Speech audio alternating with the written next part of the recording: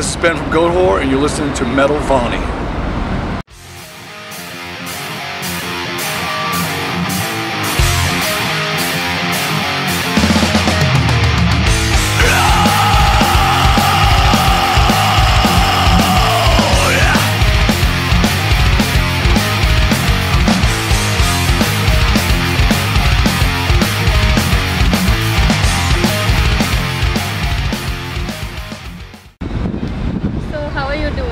Doing good. Enjoying a warm day in lovely Albuquerque, New Mexico. So, you know, you guys just came out with a new album and Summer Slaughter's already been on for a week. So how is everything going? I mean, you guys are living the dream, obviously. Look over there. Is that the dream? But that is? Yeah, I guess so. Look at that long Yeah. No, it's just funny. I'm just cracking jokes. It's called Summer Slaughter for a reason. Every day outside in this weather and everything like that. Today we're packed in an alley, you know, sorting things out because there's only so much space. I guess you have to compromise, work things out. Overall though, everything's been going great. Since the record's come out, we've gotten a lot of great feedback. People are giving us a lot of good feedback when we're playing the songs live. So yeah, everything I'd have to say, thumbs up on all of it. So the best thing I liked about the new album is that, you know, you guys kind of stuck to your roots. You know, everything that you guys have been known for, you've kept that. So, but what do you think is different in this album from all the other albums that you've done so far? I would say it's our maturity, if anything. I mean, we are immature in so many ways as well, but I think it's just it's the evolution of a band. I think we're just maybe from other bands, we just have a natural kind of evolution to it. We don't take big steps, we don't do anything really drastic or crazy, and we stay within, you know, our pretty much influenced environment. You know, we're really influenced by old traditional heavy metal, we're influenced by black metal, death metal, thrash metal, and we keep all those elements in there and just keep working them the way we are. And I think the reason why too, a lot of things like we don't stray from our sound originally from when we started is we still have, like, when we work on songs, we still have riffs and stuff that go back all the way from like the first record. We don't throw anything away. Right, yeah. We keep things. So those things kind of get incorporated. And then also our influences, you know, internally our influences shift a little bit, but they just shift among like the death metal, black metal, classic heavy metal kind of genres constantly. And so I guess that keeps us, you know, our feet on the ground in that whole kind of concept. So there's always like something connecting the previous album to the next album and the previous album to the one after the next album. So it's on and on and on. Yes, exactly. So that's my favorite thing about Goatwhore. So, yeah, we don't want to do too much of a big step. We really like what we do element-wise. As members and everything, that's just, you know, we feel that's the way we should do things and how things come out. So Summer Slaughter's been on for a week already, and you have like 3 more weeks to go. Yeah, what is like that. The best thing about it so far, and what do you expect from it in the next few weeks? I think overall, I think it's definitely this year. There's a lot more of an extremer bass element of bands. You know, I'm talking about like more underground bass. You know, you have like Origin, Decrepit Birth, Within the Ruins, The Faceless, Dying Fetus, Morbid Angel. You know, Thy Art Is Murder. These bands are just more like.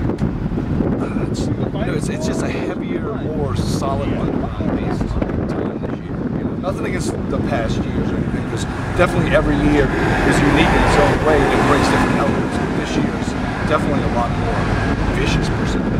So, what is your favorite band playing at Summer Slaughter apart from Goatwhore? I necessarily don't have a favorite. I really like what all the bands come from to the package. I don't definitely stick one band over another band. I mean, I grew up listening to Morbid Angel and watching those guys, and we've known the guys at Dying Fetus for a while, and they've always put on a fucking hell of a show. And you know, we're playing with bands we haven't played with before, like Thy Art Is Murder, Decrepit Birth we played with, but not really a bunch. We toured with Origin before, and they're really good guys. And they have an immense live show. You know, so everybody's bringing their total fucking extreme element to this package. So I definitely don't want to square one off in a single sense. Which is the one location that you were really looking to play at, or you're really looking to play at? Like, favorite location that okay, this is gonna be my favorite spot to play at during the Summer Slaughter? don't know. I think I like San Francisco a lot, and that was at the beginning. but every place is different. You know, you never know what anything's going to be like. You know, after touring and touring so much, and even not even doing like a festival like Summer Slaughter, or even touring on a regular basis. Sometimes you hit, and the turnout's really good. The shows are immense, and then sometimes you go back there at another point, and it's not so. You know, scenes fluctuate a lot. You know, people have money at sometimes, and sometimes people don't have money. So you got to expect. And there's a lot of bands touring too, so there's a lot of difference in that. So what do you prefer doing better, a tour or like a single show? Well, I mean, I do prefer, like a smaller thing with like 3 or 4 bands, just because it's not so much. I mean, you have 10 bands, there's 10 drum kits all over the place, gear everywhere, so much space to put stuff, and everything's always like shoved in an alley or something like that. And I mean, this is great because you got a lot of bands and they're all together and everything, but it's just the element of all that chaos and everything and trying to sort it out. And then you have 10 different vehicles, and you got to sort out parking and everything running around like that. And, I mean, it's really minor, I guess, but then when you get to towns, like say this is more in the downtown area, the parking's harder, so you got to park further away. And then you got to, when you finish playing, you got to hurry up and pull around and jam everything in the trailer and then go back and park again. So, whereas in a bigger tour, there's a lot fewer bands. And more places to organize stuff. Usually everything's in the building, and all the bands can share a dressing room. Where here you have 10 bands. You can't fit that many bands in a little one small dressing room. So everybody just kind of hangs out on the street and such like that. So, but and not only that, I really as far as my personal thing goes, I really like playing small venues. I like playing venues that don't have a barricade where people are right up there to you. Maybe the stage is like 1.5 feet tall. I like the more intimate experience. So you can see the people right there. Yeah. And not only that, it's just the way the crowd and the band works off each other in that kind of setting. The separation. I mean, you can still have a good show with the separation, but there's so much more impact with the intimate kind of experience. And I think a lot of people would agree too that go to shows when you go to a smaller venue. You can just put your hand up and the band can actually touch you, and you're like, wow, he does. But it works off of each other. The fan and the band both kind of work off of each other, and it makes that more experiencing in that setting. So you guys have been around for almost 16 years? Yeah, maybe a little more than that.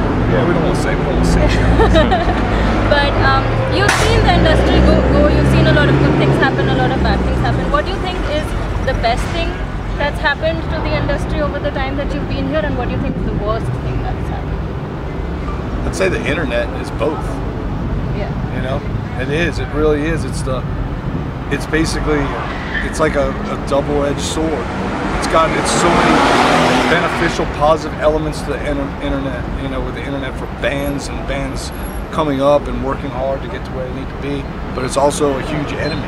People whatever downloading stuff and everything. But even I'm not I'm not one of those people that preach about like don't download or anything. It's because you can't really stop. There's so much stuff that comes out today. There's so many bands out there, and it's hard to you put that much restraint, it puts that much pressure on a kid. Like, okay, every Tuesday a new record comes out. There's 10 records that come out every Tuesday. That's 1 month, that's 40 records, that's $10 a record, that's $400. And I don't think kids are running around with $400 a month to buy all these records that are coming out, So in a way, you have to expect that too. So in a way, it's a label's fault in general too, because they're signing so many things, so many bands, and putting so much out there where it's like, you're almost working against yourself in that kind of fashion. So there's, the internet has been a great tool, but it's also been a bad tool in a sense too. But that goes with anything. Anything in the past, if you look at things, if somebody brings up, what's the good element about labels? Labels have their good elements and labels have their bad elements. Internet has its good element and has its bad elements. So it's kind of like, you just got to work it out and hope the best. So I'm going to ask you an orthodox question. What was your first illegal download? My first illegal download? Yeah. I don't even know, man. Because I've done it like once or twice, I have. It's actually probably a movie, to tell you the truth. The thing with music is I don't even know why people, I understand people downloading and everything, but I feel that if a person downloads it and they really like it, then they should at least purchase it and kind of help the band, or come to the show and buy their merch, Yeah. or something like that. I never really wanted to download the music because there's so many means of listening to stuff on the internet, you know, with Spotify and things like that. I mean, even on iTunes, you can go and listen to a song, like a minute of the song, so you get an idea of things, and you're like, well, yeah, this is really interests me, so why don't I buy it? You know, so in a way, the download thing for music to me is kind of, I don't know, why what's the point, really? Unless you're trying to find something old, like when I was a kid that was out just on vinyl, and they never did produce it on CD, and I found somebody that put it on the internet, and then you can load it, but yeah, I downloaded like a movie and then like a TV episode once. So, if you weren't a musician, what would you be? I don't know actually, man. Well, actually, I mean, I work when I'm at home. I work at a frame shop. We do pictures, mirrors, you know, all that fun stuff.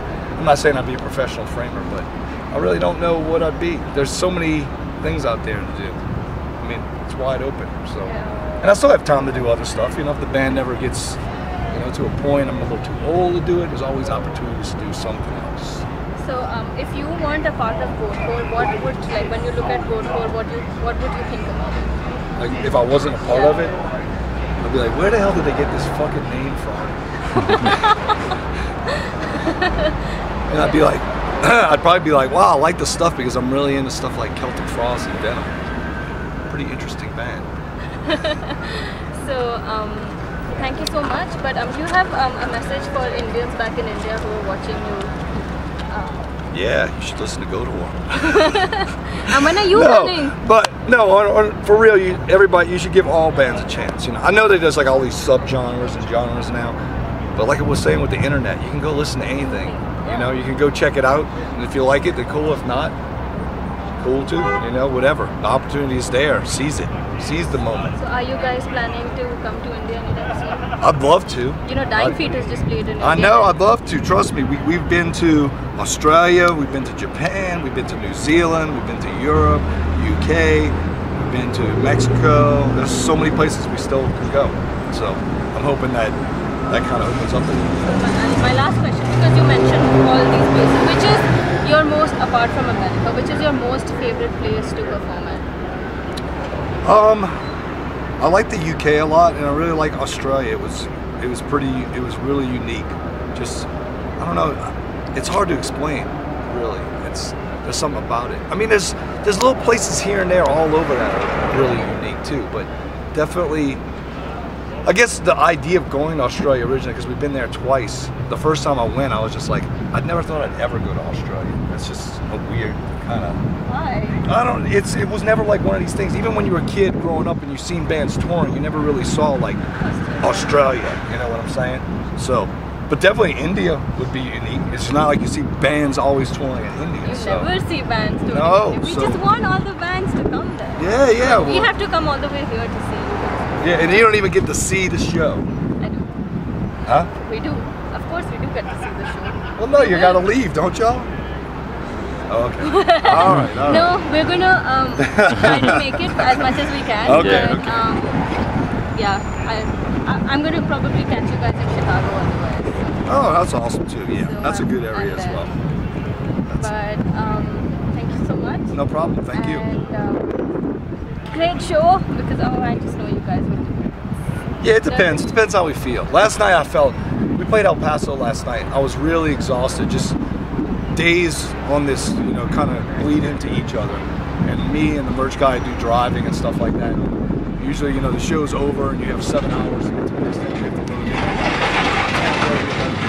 something like that. Today was a little lucky. It was kind of pushed back a little bit. But tomorrow, we gotta go do Denver, and it's a distance away. And it just catches up with you. And so how do you guys manage? When you play one show, you get exhausted because of, you know, your presence on stage, and then all of a sudden you come back, take a rest, probably have a little fun night, then you have to play another show, and like, how much time do you get between shows? 2 days at the most? Nothing. Right now, there's really no time in between shows. You know, every now and if there's an off day, it's pretty much like a drive. Like tomorrow, we'll play Denver. And then we have to play, we have a day off, but we have to go to Houston. It's about a 16-hour drive. So, you know, even being able to clean up, you know, sometimes we stop at a truck stop in the middle of the night when we're driving, and people go use the truck stop showers, or you know, whatever. Just kind of just rough it out for a month, you know, and just deal with it. So, do you enjoy it? Yeah, I mean, I enjoy it. I mean, I definitely would appreciate being in my own bed at points, but you know, we've all pretty much decided that this is what we're gonna do. So you just kind of bite your tongue and you just deal with it in certain sort of ways, and you get used to things. You know, you just, you know, not necessarily the heat, but you get used to other things. It's summer slaughter. Yeah, it's summer slaughter, exactly. But overall, you know, it's a good thing in so many different ways. You know, that's how you got to look at it. You got to look at the overall picture, not just one little element. You got to look at the glass half full and not half empty. That's true. That's very true. Well said. So, thank you so much, man. No problem. Thank you very much. Great talking to you. Thank you. And All right, that's it. Wani. All right.